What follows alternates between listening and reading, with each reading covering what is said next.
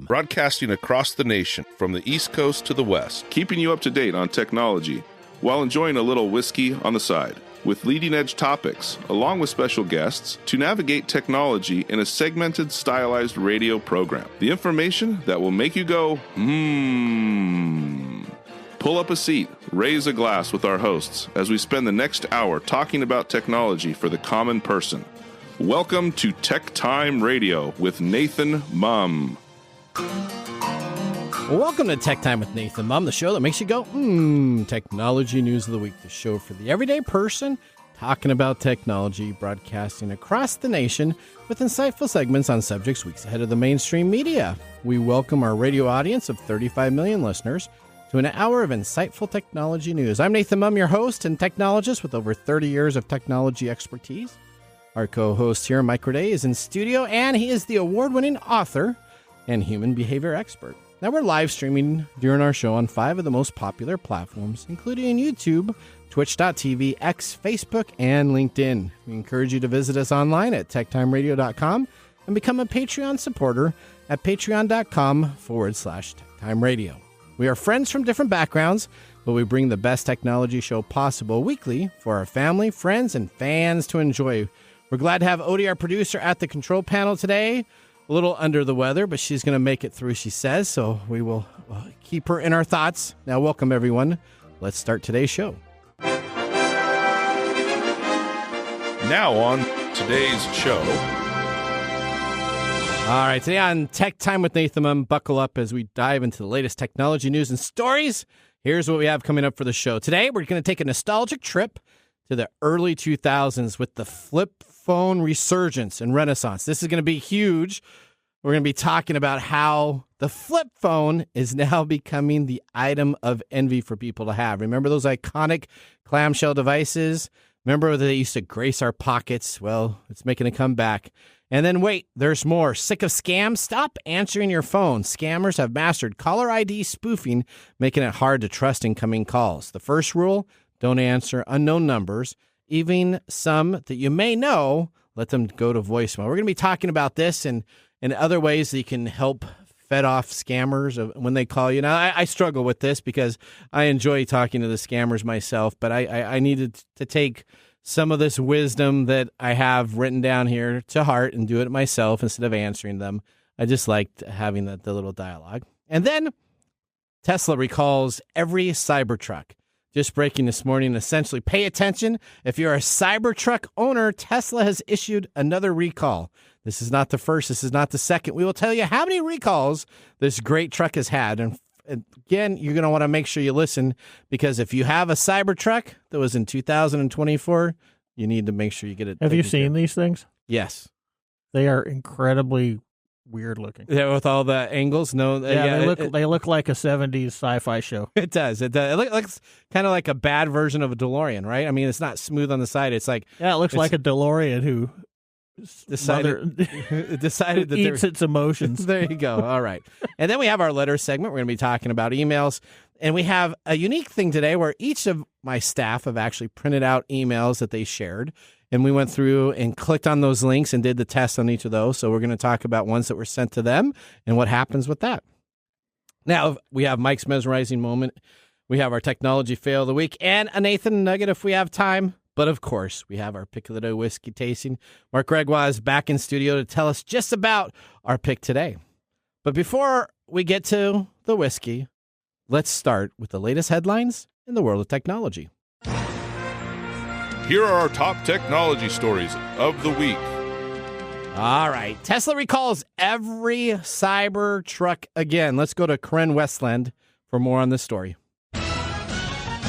Is there such a thing as being too big? Tesla just issued a recall for over 11,000 Cybertrucks over a windshield wiper issue. The recall includes all model year 2024 Cybertruck. This is not the Cybertruck's first recall rodeo. All in all, Tesla has issued 4 Cybertruck recalls since the car went on sale. Back to you in the studio. All right, so let's talk about it. So this is the wiper mechanism, essentially on their alert to all the owners. And these are not software updates where Tesla besides the Cybertruck, their vehicles, most of the vehicles, if they have an issue, they can issue a software update. Every once in a while, you have to take it back in to the dealership. But this, you got to take the car back into the dealership because, quote unquote, on affected vehicles, the front windshield wiper motor controller may stop functioning due to electrical overstress.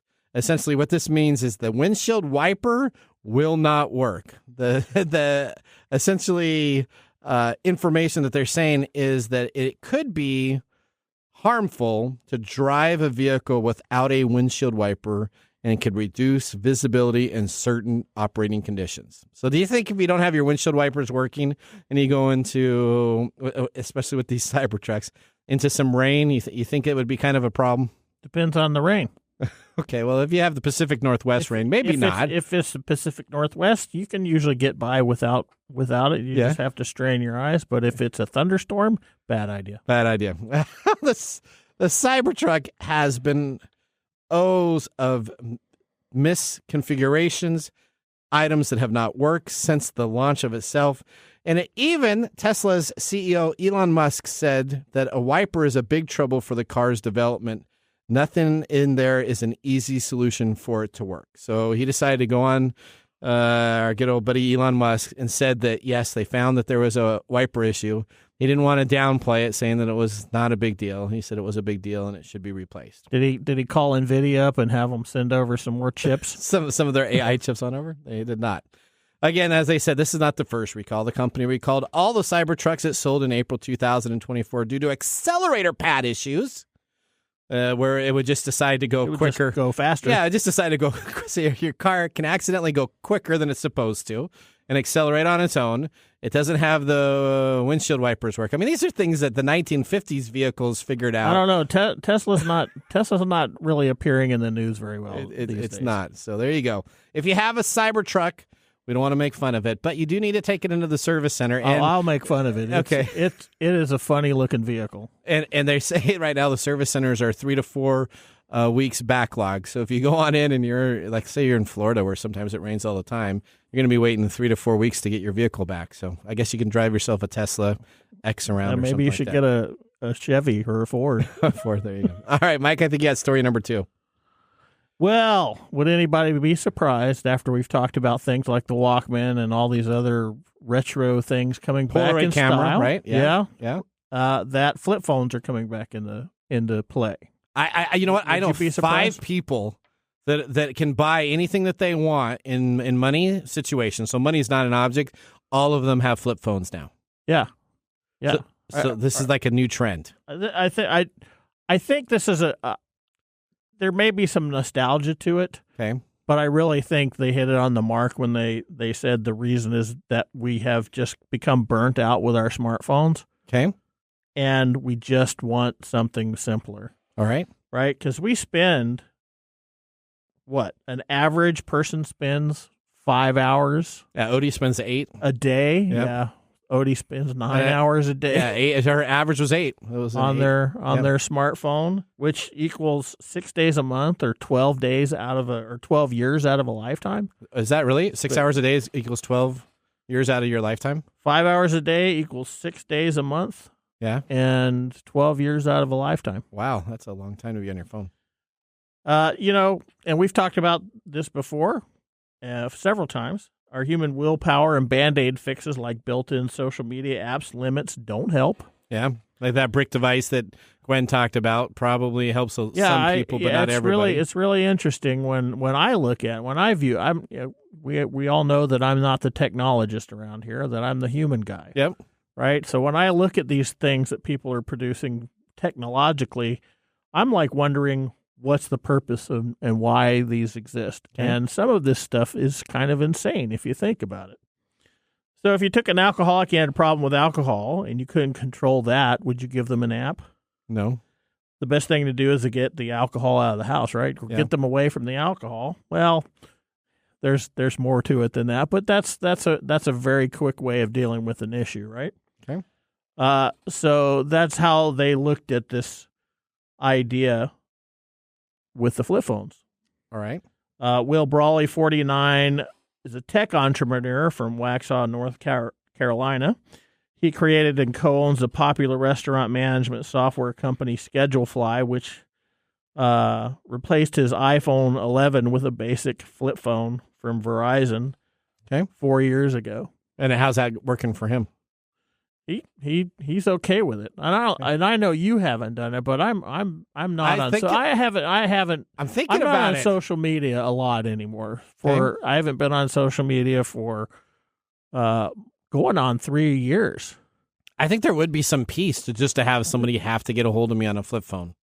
Some peace and quiet. Do you even use your phone for calls? I do. I like calling and talking more than I do text. Most people don't. I think the amount of calls per smartphone is way low. Down. We don't really use those for calling. It's mostly texting nowadays and things like that. So, but yeah, I still carry my smartphone around, but I don't use all the apps. So I'd like a smartphone that only has email. Just email, no social media, email, texting, and just leaving it that way. I think that would be perfect for me. Well, some people are crediting Gen Z TikTok influencers like Sammy Palazzolo, who garnered more than 17 million views in 2022 when, as a college student, she posted about why she only takes a flip phone when she goes out for the night. The gist is it keeps her and her friends more present, eliminates drunk texts and bad hookups, and all of the bad things about college and all the good things about a phone, which is connecting with people and taking photos and videos. Others point to the nostalgia piece for all things retro, because we just talked about those instant cameras. Minimalist phone apps work well on many Android phones, turning flashy app icons and backgrounds into boring grayscale blandness. The website Dumb Wireless is another good resource for checking out your option when it comes to digital downgrading.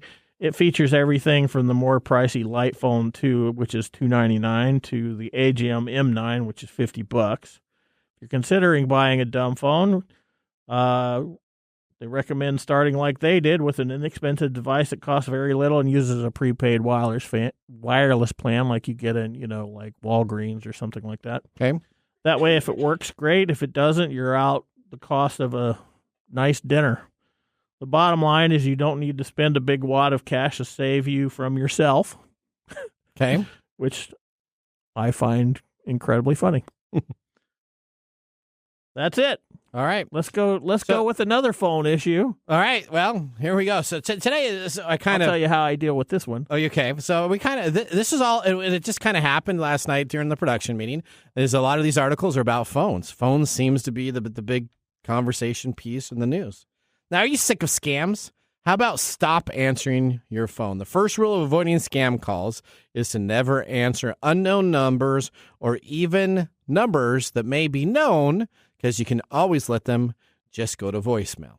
But most of us are curious and bored. And what if it's an emergency and we just grew up with the idea of we have to make sure we answer that? Well, according to a huge study, according to the FTC, people lost more than $851 million to phone scams in 2023. After email, phone scams are the most common fraud method reported to the FTC. So, of course, you have your email scams, and now you have your phone scams. Now, essentially, the autonomy of a scam call, you need to know what happens when someone calls you. If the caller claims to be from some generic-sounding company and they want to send you an urgent document, please note that they're probably not from the company that they're representing, and spend a little bit of time, if you're going to listen, to trigger a couple key areas that will tell you if it's a scam call. Now, first look and see if the area code, that's the 3 preceding digits of where your call is coming in from, is from a carrier that's in the United States. Did you really explain what an area code is? Well, so I mean, I'd be curious. Odie, do you know what an area code is? Let me see here. Do you know what area code is? Yeah, 206. Okay, there you go. Okay, so some people, some youngins, some of the Generation Z people didn't know that the area code was the preceding digits. So make sure that they're from the United States. What's that? Aren't area codes not as big as they were before? So area codes used to be a big thing back when you had local and long distance calling. Yeah, so you would have a call like I would get a phone number with a 206 number, so I could call people in Seattle. Part of that is because of number porting, right? So I have my old phone number when I lived in Arizona. Okay. Mm-hmm. So when I call people, it's a 520 number.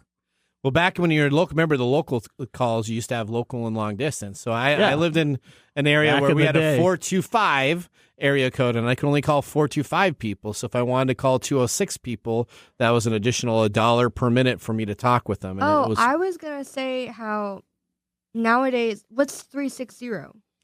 So 360 can be down in the Puyallup area or up in Marysville. Okay. So it's they've kind of split that between the 206 and 425. Okay, because I know a lot of people that grew up here in Seattle that are in the 206 area that have the 360 number. See, what happened is we ran out of zip codes. Yeah. There's so many phones out there. Yep. That's so what now I meant to people say. are just messing up all over everywhere. Now I can Yeah. call a voice over IP service, which is essentially a fake number that you just get that you transfer on the internet, and I can request certain prefixes so they ran out. It's not as out. handy as it was before. Okay, let's talk about scams. All right, scamming. So if they ask for personal information about your family or discuss concerns of being targeted randomly, make sure that these people actually know who you are. So don't give out information. Normally they'll say they're family members or they're this and that, and in their conversation, well, do you want to help this family member? Do you want to help this family member? I'm totally all about that. I'll even give them my password. You give them your password? Yeah, you want to hear what it is? What is it? Password 123? ID 01T. ID 01T? Actually ID 10T. Okay, I get you. Now, the caller also will normally call about legal complaints. This happens too. And this will get somebody triggered because they'll say that, hey, you have some outstanding issue, or they may be a tax relief person, or they may be a debt collector, and they'll kind of use that urgency. If you don't know who it is, the first thing you should do is just hang up your phone. If it's really someone that's important, they'll reach out to you on email, they'll reach out to you on a voicemail, and then you can call them back or look up the information that they're calling about. Now, here's a couple settings you need to go to. If you have an iPhone, go into settings, then click phone and do silence unknown callers. Essentially what this will do for your iPhone is when someone actually calls you that doesn't have an actually known caller ID, you're never going to hear it. It will immediately just go to voicemail option for them to leave a message. So they'll know that you already have that triggered and they won't continue to get a hold of you. If you have an Android device, you can go to the phone app, go to the menu button, click settings, and most phones will have the option for blocking numbers and caller ID spam protection here. Unless you have a real old Android phone, all of the newer ones have that option too. So you can go to settings, phone, silent unknown callers, or you can go to phone app, menu button, settings. Did you have a question there, Odie? When you say silent, do you mean just to put it on vibrate? No, it'll actually won't even vibrate. It won't go through. It will just automatically, it'll ring on your phone once. I have that, Yep. and I just know that it's an unknown number. I just don't answer it. Okay, that's the best thing to do. But a lot of us are really anxious about it. I So just this don't will answer happen. the phone. That is true. I don't answer the phone when anybody calls. Yeah, I'll tell you. It'll be like you. My Really? voicemail doesn't work. I don't. He No, just I'm says kidding. it. Oh. All right. Now be careful if a caller ID says something like Chase Bank. Clearly, you may want to answer it, but it could be that they actually use a software tool to put in a caller ID for Chase Bank. I have Chase Bank. I have yet to get called from Chase Bank. And the one time or two times that I have been called from Chase Bank, it does not come up and say Chase Bank. It will just be a number that's recognized because they have such a large call tree. They're not normally identifying their caller ID when they go on out there as Chase Bank itself. Now, remember that scammers use AI tools to clone their voice. This is something that our family did, and I would recommend that you do this also coming on up. If you are worried about somebody cloning your voice, come up with a keyword that you have. So if you're talking with someone and it says, hi, I'm in an emergency and I need you to send money, then say, okay, well, what is this? This is kind of hold back of the key That's code. right. What's the safe word? Yeah, what's the safe word of your family to have so that essentially you can say that and know that your voice is not being cloned. That is a Nathan nugget that you should put in your back pocket there. Now, ask your own questions. This is something that's really good. If you're looking for legitimacy in the phone call itself, ask questions back to the person saying, okay, well, since you're from this bank, what did you guys do? Do you know about my last deposit? Try to trip them up. The more questions you ask, if they're scammers, they're getting paid and they'll get very frustrated and they'll end up normally hanging up on you. If it's Chase Bank that's calling you and you start asking some questions and they hang up on you, probably not really Chase Bank and it's a scammer that was there. Don't trust and verify. Use the old adage, verify and then trust. So don't just say, okay, I'm going to trust and then verify you later. You should verify before you move forward. And remember, when people are victimized by a scam, the only way you can help this is by reporting it into your local FBI office so that they can actually track this. You may not get your money back, but they need the stats and the information to know so they can stop send other money. people. Just don't send money. Don't send money. All right. Well, that ends our top technology stories of the week. Moving on, we have our letter segment up next with a few listener-submitted items that we have. We have a listener event that we're going to be talking about on that. Buckle up, tech enthusiasts. We're going to drive the show 88 miles per hour into the next segment. See you after the commercial break. This is Mark. And Greg. For Copiers Northwest. With a terrific offer called Printer Care Plus. It's simple. Buy HP printer cartridges from Copiers Northwest and we'll service your current printers for free. That sounds too good to be true. It's made possible due to our HP Copiers Northwest relationship. Copiers Northwest is an HP Platinum partner. One of only 2 in the entire Northwest. And now with Printer Care Plus, Copiers Northwest will provide free printer service. As long as they purchase genuine HP cartridges from Copiers Northwest. That's right. IT departments no longer have to service printers. Or fix paper jams with Printer Care Plus. They can focus on more strategic initiatives. And let our experienced technicians keep their HP printers up and running. Sounds like a love-love relationship for IT departments. Don't get too carried away. So how do they get more details on Printer Care Plus? Call Copiers Northwest today, 206-282-1200, or visit copiersnw.com. Copiers Northwest. New ideas, new solutions.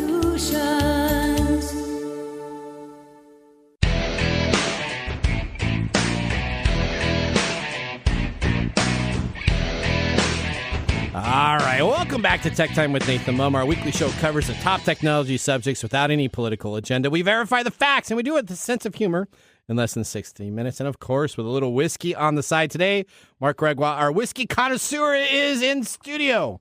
Mark, this is really good. And I normally don't like this. I always say I don't like this.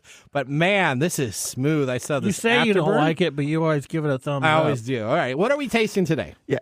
What you don't like is the low-proof stuff. You like the high-proof. Is that what it is? I don't like Craig. the low proof. Okay. Yep. So this is Elijah. Oh, he likes cheap stuff. Well, I do like some cheap stuff, but all right, continue on. This is Elijah Craig, single barrel, private barrel proof from Parish Northwest number 1. Ooh.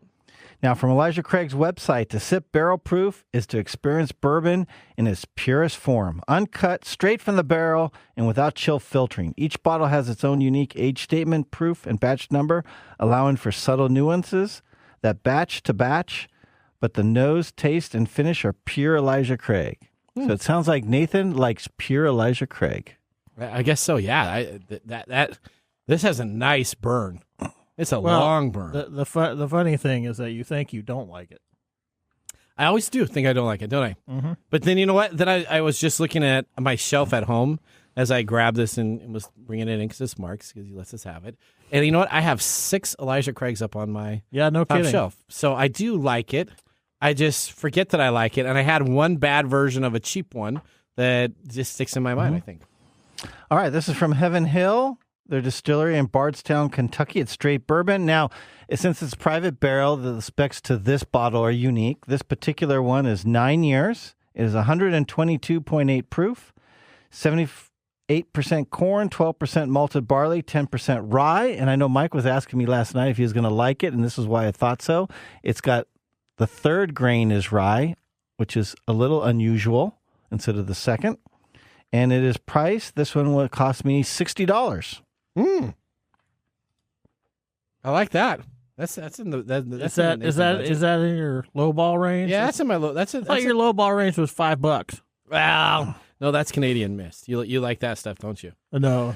You're the one that has that on his shelf in the medium section. I still do have that in my shelf. Now, to remind your viewers and listeners, don't forget to like and subscribe. Please make a comment about the whiskey or how'd you get this to review. How'd you get this bottle? You're going to explain that in the mumble? He went to. I was not going to explain in the mumble, but I can tell you it's part of a whiskey group that I'm part of. So Parish Northwest is a restaurant in Ballard, and this is a barrel that they purchased from Elijah Craig, and they take a lot of the bottles from themselves for the restaurant, and then they offer the other bottles for a special whiskey group. Is this smuggling ring? It's not. This one is 100%. This is the 100%. This is the above This is the one we tease them about all the time, right? No. There's another one. Oh, wait.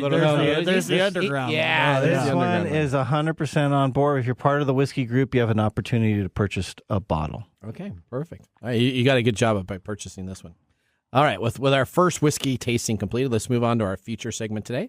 We bring back the funny yet informative reading of emails that I and my staff received during the week. This includes scam, phishing emails, and all-out mistruths disguised as legitimate emails in a segment we call Letters. Letters, we get letters.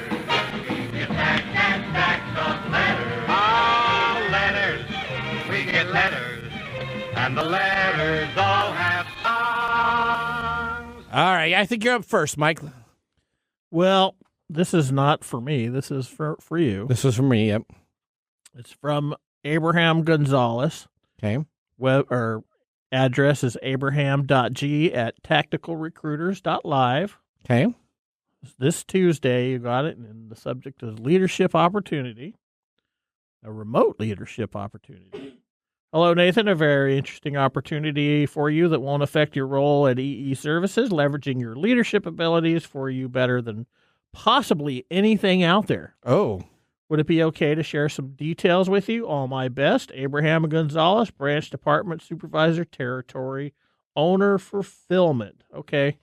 That sounds pretty legit. That sounds like a headhunter. It sounds like a headhunter. That's what it made to be sound like, kind of a headhunter. Okay, so why is this why would I suspect this at all? Okay, well, you probably wouldn't suspect that at all. And some people actually end up responding to this.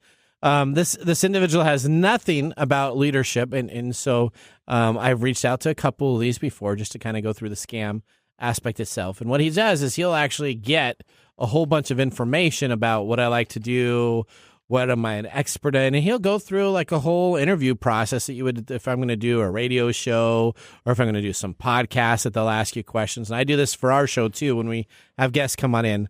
And then what happens is after you send that information to him, he writes it all down. This person will never respond and ask you for any leadership. What they did is they created a profile for you. And then what they do is they tag it on the dark web for profiles in LinkedIn. So if you buy information regarding my LinkedIn profile, you can also then get all this additional information to create your social media attack or your social phishing attack based upon the information that he collects. So all they are is a collection agency of information. You probably wouldn't know that. And a lot of I got taken by one or two of these before. Yeah, I mean, for somebody who is, trying to get out of a dead-end job or something, this might be a godsend. They might think this is a godsend. Why would I suspect this? Is there something that I, as a person that doesn't understand a lot of these scams, know what to do with this? No, so there is no real trigger there, Mike, that's going to say this is a scam. The way that you find out a lot of these things are scams are essentially when they ask you to do the interview, and you do an interview, and they write down all this information. When you come back to them, you say, okay, well, would you like me to move forward? Would you like me? And then all of a sudden that email doesn't exist any longer, and that information is there. You have to go through normally one or two of these to actually get that experience of understanding that it is a scam, that all they're doing is trying to collect information about you yourself. So this you could fall for. And you know what? At times in my career, I actually did fall for a couple of these. And then when I tried to reach back out to them, they never came back. And then all of a sudden, I had people reaching out to me randomly that knew so much about me that only I included that in that interview itself did I know that was a time where I would sent my information out and was scammed. Okay. All right. Well, that's a pretty interesting way of doing it. There you go. All right. I think, Odie, you're up next. This is an email to you. This was to my mom. Okay. It said it's from reply stuff at gccardgrabber.com. Okay. The subject line reads, "Delivered. We tried to reach you. Attention, my mom's email. You have received an alert and your email was successfully delivered on 6/12/2024. Please verify your email address to proceed. Open message here." Okay, so they have a link there for you to click on. Right. All right, so I clicked on the link itself. Yeah. And what it does is to verify, before they want to give me this card that I won, they want me to go and take a picture of a photo ID so they can make sure that I am legitimately the person that they're giving me a gift card to. Mm-hmm. Now, I had no ID, and I took a picture of a business card instead and sent them to him. There was no follow-up, no information that came back on any of the aspects of it. It is just a hunt and search method of getting information, getting your ID, getting your credit information, because you'll have normally your driver's license. Some people end up putting their passports on these. They're looking for any photo ID, and a lot of people grab whatever is closest and available to them. Sometimes I've seen people where they had picture ID of where they worked, like at, let's say if you worked at Boeing or something like that, you take your Boeing ID and you'd scan it. Sometimes I've even seen people that have pictures of them on a credit card, use their credit card with their picture and send that in. So it's just a hunting aspect. There was no real gift card that was available there, but they wanted your picture ID to capture it so they could have that available. Yeah. So I'm sorry. All right, Mark, I think you're up next. So this one is one that was sent to personal email for Mark. Okay, yourself. Okay, yeah, and it's a very, very common one, and surprisingly, the number of people that fall for it is fairly high. It's your Prime membership has expired. So many people have Amazon membership now that expired. Luckily, they didn't even put Amazon. You're just supposed to know it's Prime membership. Okay, and they said quickly, you need to update your payment details here and click the link. And the link is very interesting. It says confirm, but under it has a little star and it says available only today.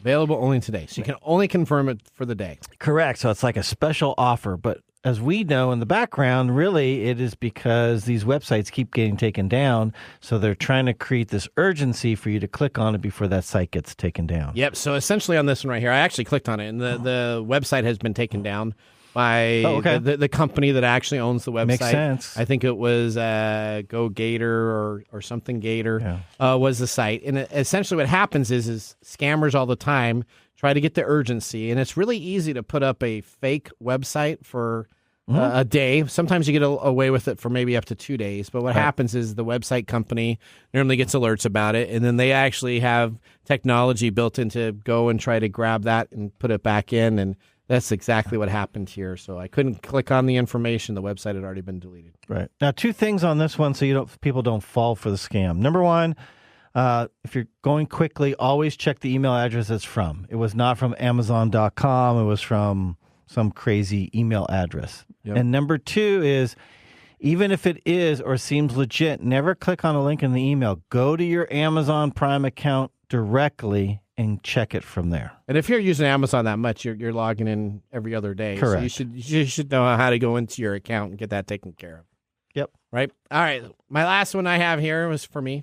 I actually wrote back to this person, and I actually said, ha, ha, ha, nice scam. So that was my actual response to him. So I very few times do I get taken.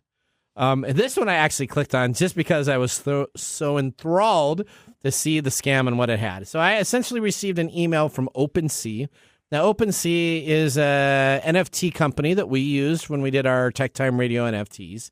So we have TechTime NFTs that are on there. It says your NFT has been successfully sold on OpenSea. Your trust in our platform and quality of your item have truly paid off. Now, I received, for Mike's drawing that he did on one of the episodes, 1.3 Ethereum ready to withdraw. You have full control over when and when you want to withdraw this balance, providing the flexibility and convenience to withdraw. And again, all of our NFTs come with a special interview process where they get to meet with Mike too. So I was just going to make sure that this person that bought this NFT had that opportunity. I didn't know. I don't remember that being part of the deal. So it says, log on here to your OpenSea account. Navigate to your profile dashboard. Click on the withdraw option. Follow the on-screen instructions to complete the withdrawal process. Now, that's exactly what you need to do. They have a little link where it says log into your OpenSea account, hoping that instead of you actually typing OpenSea.com, you click on the login. Now, the login takes you to a fake site. And boy, they have spent some time making it look like the real OpenSea deal. So scrolling through, and then I decided, so I didn't log in, but I got to their site, and they had like 6-7 pages deep. So I'm like, okay, well, let's go take a look for TechTime Radio, all of our NFTs. None of them sold in this search. I looked for a couple ones. There's some monkey NFTs that are very popular, and there's some other ones. None of those NFTs were available either on the search algorithm. So I'm like, this doesn't seem to be the right side. So Again, be very careful if someone has something that says log in and there's a little link. Instead of clicking on that link to log in, make sure you go to the actual website and log in. All right, there you go. Well, that ends our segment letters. Up next, we have Mike's mesmerizing moment in its new spot in the show. Welcome to Mike's mesmerizing moment. What does Mike have to say today? All right, here's my question to you, Mike. Flip phones. Flip phones? Flip phones. Flip flops. Flip flops. Flip phones. Are they the next big hit, or are they going to be a trending fad that disappears? I think more or less that we'll see essentially the same thing. Look, I used a Nathan word. There you go. Essentially the same thing. We'll see this kind of hit a peak, and then it'll probably go back to the newest iPhone or whatever. Okay. I think one of the things that could tilt the balance for this is the fact that it's not just a nostalgia thing. Uh-huh. It is. We suffer from fatigue from these things. We suffer from phone fatigue, from Zoom fatigue, all these things that we're doing nowadays. Our psychology isn't built for maintaining this fast pace. So I think a lot of this stuff is going back to that simpler time of not having to worry about anything and not being addicted to everything on your phone. So if this is going to hang around, I think that's going to be the reason why. So a couple of companies are going to put in like 10 megapixel cameras in them. So they're going to put new technology into these flip phones. They're doing exactly the same thing that they did back then. Yep. They took the flip phone and they kept improving the flip phone, and it ended up with what we got in our pockets right now. Yep. And so now you've got these people, right, that are going back with this idea, and they're going to improve on it again, which is going to take us right back to where we are. I mean, this is just a cash grab for some of these companies. But if you are tired of your smartphone, quote unquote, or if you're hooked on things, or if you just want that simple flip phones were like brutal, man. You could wing them across the room and hit your 6-day battery life on some. Yeah, you could hit people in the head with them, and they wouldn't crack and break and kind of stuff like that. Yeah. They were pretty good, and you could carry them around in your jeans pockets and things like that. So I think I'm very interested. I don't know. On the fence now. I think this from what I know about this particular one, I think this is going to hang on a little longer than some of these other fads that we're seeing. I have a feeling that eventually that fad is going to move through and they're going to go back. But if it does hang on for longer than that, I think that's the reason why. Okay, perfect. All right, well, that ends our mesmerizing moment. Up next, we have This Week in Technology. So now would be a great time to enjoy a little whiskey on the side, as we're going to be doing so during the break. You're listening to Tech Time Radio with Nathan Mum. See you in a few minutes. Join the fun and grab tickets to GeekFest West, the 3-day Geek Festival extravaganza of fun and entertainment that will take place on the third weekend in July. Learn more at geekfest.com. GeekFest will feature diverse activities, including a film festival, vendor hall, street fair, outdoor music festival, cosmic cosplay, and video game tournaments. Join us at GeekFest West, the ultimate celebration of geek culture. To learn more, visit geekfest.com. That is geekfest.com. And now, let's look back at this week in technology. All right, we're going back to June 22nd, 1946. Airmail moves to jets. In a demonstration of the capabilities of jet aircraft, the P-80 Shooting Star was the first recorded transportation of airmail in a jet plane. This occurred at General Electric's Air Force Research Laboratory in New York as an Army Air Force demonstration. Major Ken Chilstrom piloted the Shooting Star jet carrying small amounts of mail to Washington, D.C. and Chicago, Illinois. Now, 98% of all out-of-state postal deliveries are done via jet planes. Now, it was interesting because when we actually pulled this on up, I was thinking this was the beginning of all airmail, but they had propellers and airmail all the way back to the early 1900s. Yeah, Orville and Wilbur delivered a letter. No. Yes. So in the 1900s was essentially the first time that air was used to transport it. This was the first time that jets were used. Well, guess what? That was This Week in Technology. If you ever wanted to watch some Tech Time history with over 200 weekly broadcasts spanning 5+ years of video, podcasts, and blog information, you can visit techtimeradio.com to watch our older shows. We're going to take a commercial break. When we return, we have Mark's Mumble Whiskey Review. See you after the break.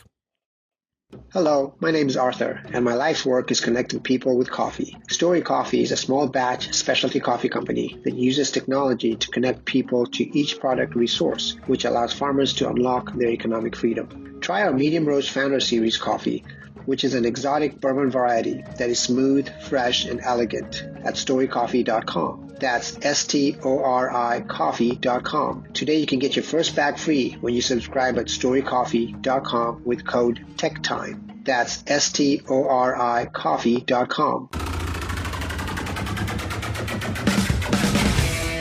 The segment we've been waiting all week for.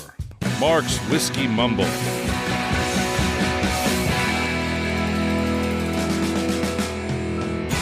All right, what do we got for us? All right, today, June 25th. Yes. Today is Goat Cheese Day. Goat cheese. Because goat cheese tastes. Goat cheese tastes. Yeah. Do you like goat cheese? Tastes like it came out of a goat. Wow. I don't know what's more weird is listening to that or watching Mark dance to it. All right, okay. Goat cheese day. Yeah. I'm not a big goat cheese guy myself, but okay. Well, all right. to celebrate the wonders and benefits of this distinctly acid, tangy cheese, Goat Cheese Day is celebrated as a way to appreciate and bask in its wonders. Goat cheese is a popular type of cheese consumed around the world that originated as far back as 5,000 BC in ancient Greece. Mm-hmm. Yeah, like the udders of the goats. Is it really basking in wondrousness? I don't know. I don't know either. I love goat cheese. You like goat cheese? I love goat cheese. Really? Really? It's got that tangy taste. It's tangy, earthy deliciousness. Okay, all right. Okay, I'm kind of a. Now, why did we choose I'm an American cheese processed day? cheese guy. You know those little things that you get. Goats, not cheese. Goats were one of the primary herd animals. So that makes sense. Yeah. Why did we choose goat cheese today? Why? Well, from TastingTable.com's article, 7 Best Bourbon and Cheese Tasting, they stated, Elijah Craig bourbon and goat cheese come together in a pairing that is a fascinating study in contrast, merging the spicy warmth of the bourbon with the tangy earthiness of the cheese. This combination is more than just a meeting of flavors. It's a dynamic and adventurous journey for the palate. Okay. Now, Elijah Craig, known for its bold and spicy profile, presents an array of flavors that range from sweet vanilla and caramel to rich oak and warm spices, which I think you guys got today. This complexity makes it an excellent choice to pair with the unique tangy flavors of goat cheese. Goat cheese, which is known for the earthy and tart character, offers a creamy yet sharp contrast to the bourbon.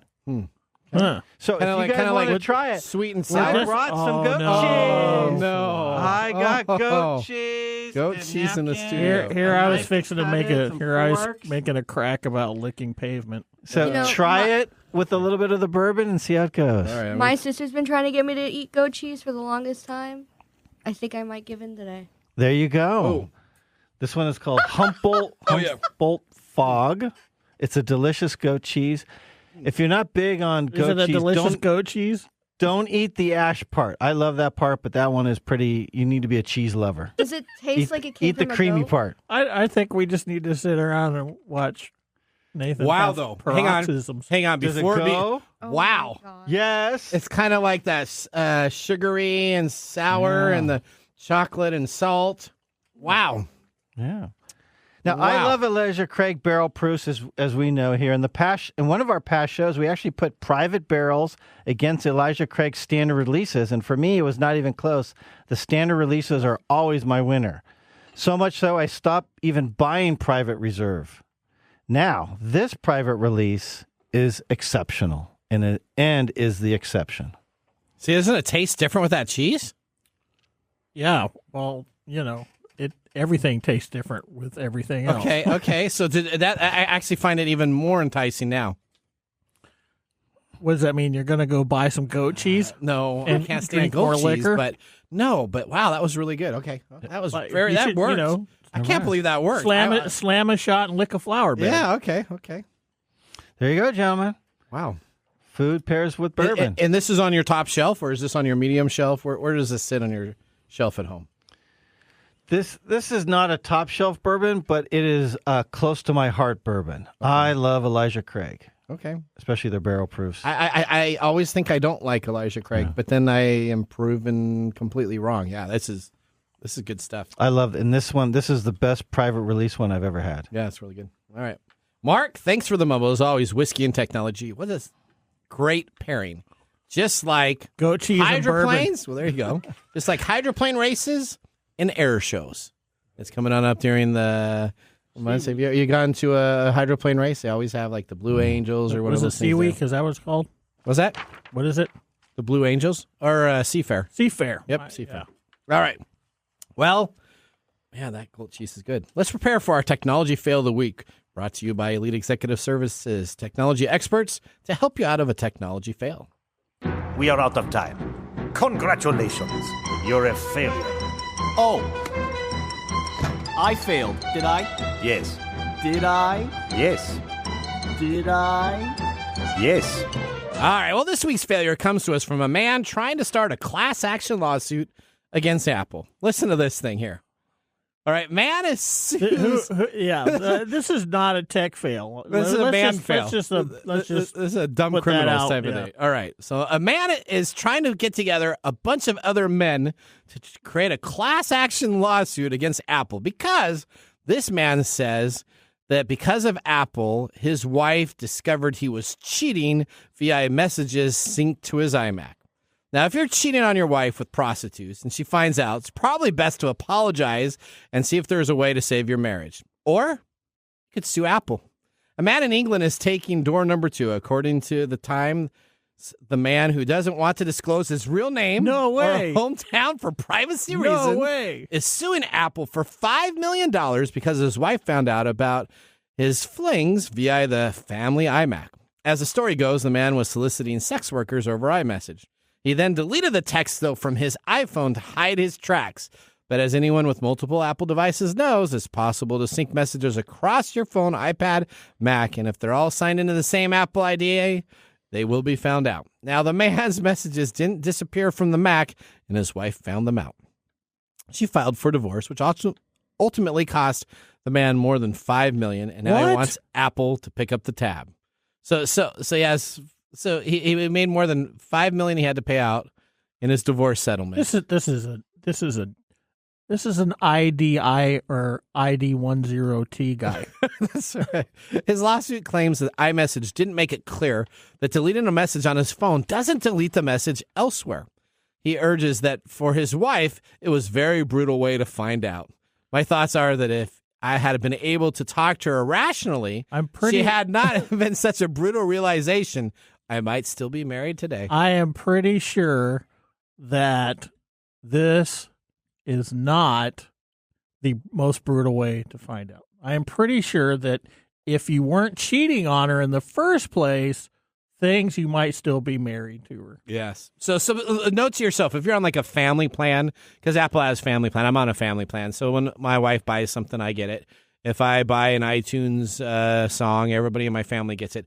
Let's just say if you're in a synced iTunes account, all that information can go back and forth. So I want to know if this gets thrown out on the court. I think this is a throw out lawsuit because you just need to shut up and take your medicine, buddy. You're an idiot. You got caught being an idiot. Now you need to suffer the penalty for being an idiot. Well, the man has established with legal counsel the possibility of creating a class action lawsuit. Now, with other idiots? Yeah, now when Apple was reached out for comment, they responded to the request with saying, don't do stuff you should not do. Exactly. Don't be a dumbass. There you go. All right. Well, we're going to head out to our last commercial break. When we return, we have the Nathan Nugget of the Week. We'll see you after this. How to See a Man About a Dog. It combines darkly comic short stories, powerful poems, and pulp fiction prose to create a heartbreaking and hilarious journey readers will not soon forget. Read How to See a Man About a Dog, collected writings, for free with Kindle Unlimited. Ebook available on Kindle, print copies available on Amazon The Bookpository, and more.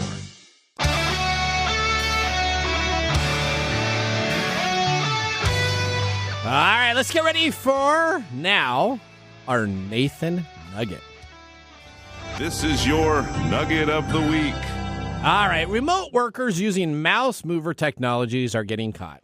Again, we got like two dumb people back to back. All right, so last month, Wells Fargo reportedly fired over a dozen employees for using tools that fake productivity at work.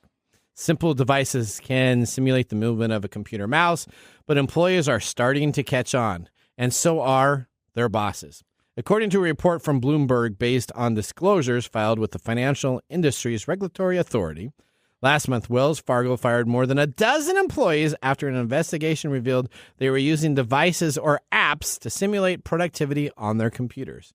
What's not known is how over a dozen staffers had jobs where they could load these type of tools that would measure the mouse movements. Now, many companies rely on software to monitor these inputs as ways to ensure remote employees are actually at their computers and being productive, especially working from home. As a remote worker, you have to make sure that you're actually using the tools that you are provided from the company itself and not trying to fake the system. As tools grow more sophisticated, so does the ability to spot patterns. However random they may seem that a mouse jiggler is in use, do not use it for your main core job. Now, here's the thing. I've seen some real creative YouTube videos on this. And I've seen people that they have like remote control cars moving their mouse and fans moving their mouse. And that probably, to be honest, these 10 workers, 12 workers, however many there were with Wells Fargo, probably still have their jobs if they did the old-fashioned way of having a mouse move. But what happens is these people get lazy and they load third-party software on their machines to simulate mouse movement. As an IT expert, we can always go in and see what software is loaded on your machines. So if you're going to be trying to fake the system with having simulated mouse movements, do not load the software on your computer because you will be found out. All right. I don't have any comment. You don't have any comment? This is all ridiculousness to the nth degree. Yeah. We've talked about this before. We have. And Should a company have all these tools to? Remember that one that we talked about a couple years back, where it takes photos, snapshots of your every like 15 seconds or some weird stuff. Make like sure that. you're sitting in front of your computer. That's. To me, that's a you should not be working for. And that was company. a bank. That was actually a Chase Bank itself. So we got Wells Fargo that laid off people, and that one that was doing that type of technology is Chase Bank. So what that tells me is in the banking industry, they must have a lot of remote workers nowadays doing customer support tools. Yeah, they just sit at their homes and do whatever needs to be taken care of. And when they get a call in, they answer it to do the support that they get. You should, it shouldn't be. Is this for downtime work? If there's downtime work, yeah, don't get butthurt over it. Yeah. If they're not on the call with the customer, if a customer is calling in and they're not answering the call, that's when you should be worried. If they have scut work that needs to be done, yeah, and you're using a mouse jiggler, I don't know. Just yeah. All right. You know what? Now I think we need to go to our pick of the day. Just whiskey drink tasting. some bourbon and eat cheese. And now our pick of the day for our whiskey tastings. Let's see what bubbles to the top. All right, Mark, what do we have today? Today is Elijah Craig Single Barrel Private Barrel Barrel Proof. It's from Parish Northwest, number 1, which is a restaurant in Ballard owned by Tommy Patrick, who chose this bottle. He also owns the Ballard Cut, one of the best whiskey bars in the country. Okay. This bourbon is 9 years, 122.8 proof. It was $60. $60. All right, we'll start with you, Mike. Thumbs up or thumbs down? I always give Elijah a thumbs up. You give it a thumbs up. Yeah. I always think that I don't like Elijah Craig, and But you give it a thumbs up. I'm going to give this. I look for Elijah Craig when I'm The cheese was really good, though. The cheese was. Yeah, that Elijah was Craig really good. Barrel Proof is one of the best deals on the market. Proof per Hey, dollar. Mark, you succeeded in selling cheese today, not bourbon. Ah, nice. Well, I don't know. I think bourbon too. I think You know what? Nathan's going to go home and get goat cheese. It's the pairing. I don't know. It was the pairing. I would never eat goat cheese individually, but that was actually really good with it. Mm-hmm. That was really good. All right, well. Yeah, it was funny watching him eat it before he took the bourbon. It was, and then it was all right, well, Mike and listeners, we're about out of time. We want to thank you for listening to our show.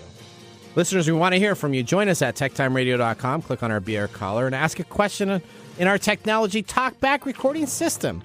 You can always stay connected by signing on up on our website, and you can always go and visit all of our mumble information at the very bottom of our website page itself. Well, guys, what did you think of the new format? We're changing up something here. We actually got through on time, and everything is going to be going. I think that's going to be a thumbs up. I like it. I do want to make sure that you know that where Bites collide, Circus sings, and Geeks reign supreme. I'm your host, Nathan Mum, signing off with a binary wink. See you next week. Later. Bye-bye. Thanks for joining us on Tech Time Radio. We hope that you had a chance to have that moment today in technology. The fun doesn't stop there. We recommend that you go to techtimeradio.com and join our fan list for the most important aspect of staying connected and winning some really great monthly prizes. We also have a few other ways to stay connected, including subscribing to our podcast on any podcast service, from Apple to Google and everything in between. We're also on YouTube, so check us out on youtube.com/techtimeradio, all one word. We hope you enjoyed the show as much as we did making it for you. From all of us at Tech Time Radio, remember, mum's the word. Have a safe and fantastic week.